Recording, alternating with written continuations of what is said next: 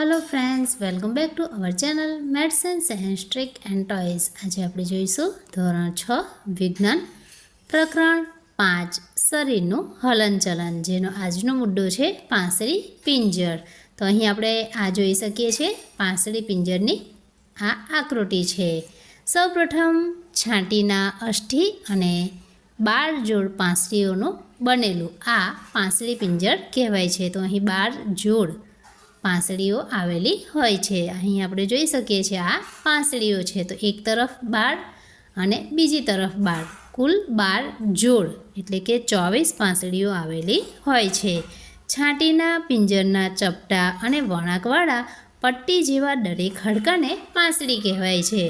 તો અહીંયા આપણે પટ્ટી જેવા જે આ હાડકાઓ જોઈ શકીએ છીએ, જે રાઉન્ડ જેવા આકારે ગોઠવાયેલા હોય છે, જેને આપણે પાંસળી કહીએ છીએ।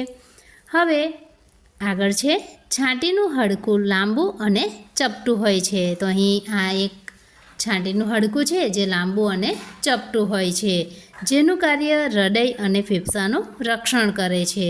તો અહીં આપણને ખબર છે કે છાંટીમાં હૃદય અને ફેફસા આવેલા છે, જે નાજુક અંગો છે। તો આ પાંસળી પિંજર જે છે એ હૃદય અને ફેફસાનું રક્ષણ કરે છે, સાથે શ્વાસોશ્વાસમાં પણ મદદ કરે છે।